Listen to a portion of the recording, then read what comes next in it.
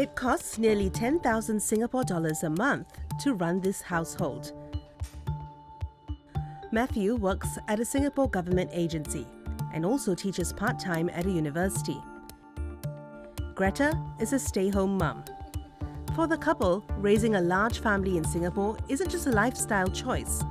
It is a major financial calculation. Fixed cost a month will be around 8,000 to 10,000 a month. Yeah, to maintain the family of this size.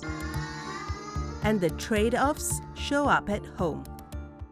You notice that we don't have sofa, so because we have to make space for the playpen and all the stuff. Yeah. Sofa, place where you can sit down and relax with a TV or a coffee table, that kind of stuff lah. So that's something that is missing now. So we just do our stuff on the study desk or dining area lah.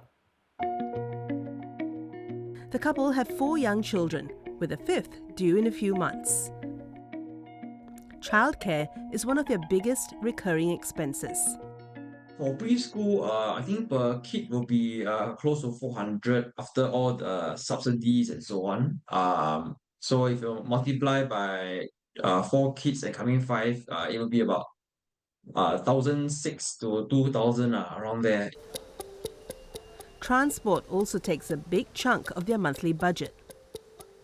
If you want to encourage a big family, I think you can forget about taking public transport. Have to drive. I think the car is one of the main big ticket items. Yeah, that one easily about almost 2,000 or more a month for the installment and all the the maintenance of the car and petrol. I think that's one of the key ticket big ticket items. Accessible income and who do not own more. Budget 2026 introduces transfers and credits aimed at easing cost of living pressures, especially for families. To help households with their utilities expenses.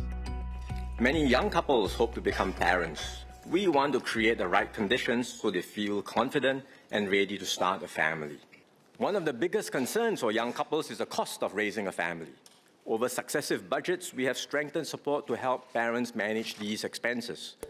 For example, we introduced a large family scheme. Under Budget 2026, most households receive broad-based support. For Matthew and Greta, that includes $1,100 in cash payments, $300 in CDC vouchers, $455 in utility rebates, and service and conservancy rebates. As a household with 4 children, they qualify for additional support: $2,000 in Child Life SG credits and $3,000 in Large Family Life SG credits. Together, total support this year could approach $7,000. Maybe around 5 months to 6 months of eating out and groceries can be covered. I mean, for our level of spending, yeah. So I think that's quite a substantial amount for the large family grants. But the most significant impact may not be the one-off transfers. Yeah, she only slept like 1 hour today. Budget 2026 raises the household income ceiling for preschool subsidies from $12,000 to $15,000. For large families, that multiplies.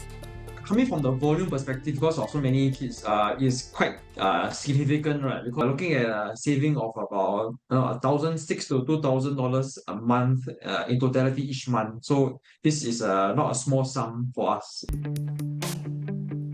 That's up to a 1/5 of their monthly household costs.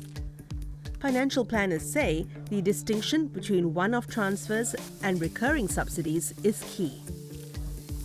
With cost of living pressures rising, broader childcare support and inclusive rebates could have a deeper, longer-term impact on families' financial planning.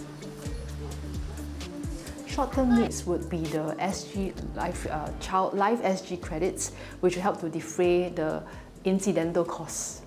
The long-term cost that a lot of parents are concerned with is childcare costs. So that was the thing I was very happy to see, because as we do financial planning, when we do for kids, you find that is the one major cost from a single person to a married person. the cost of education, especially in the first formative years before 7 years old. So that would greatly reduce the burden for families on a monthly ongoing basis. And that can imagine that may make them more inclined to have kids.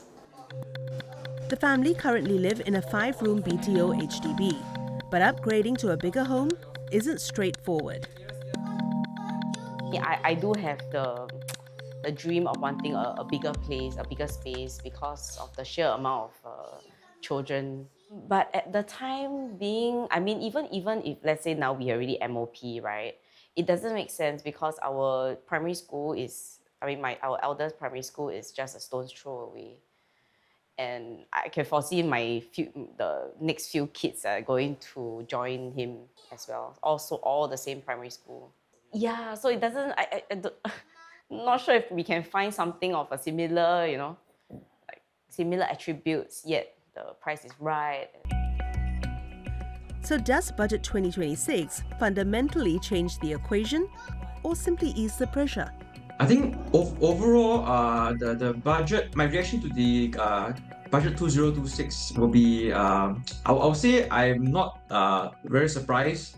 So a lot of the measures introduced in the budget what I deem as an incremental kind of a budget. There's nothing like very very, I say revolutionary lah, right? Although the sum add up to be a revolutionary amount, right? But in terms of the measures at individual and personal level, right?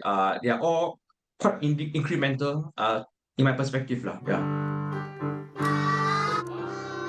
For him, the support helps, but it does not fundamentally change decisions. For households where every expense is multiplied by 4, soon 5, even incremental support can add up. For Matthew and Greta, the math is clear. In a family this size, every dollar counts.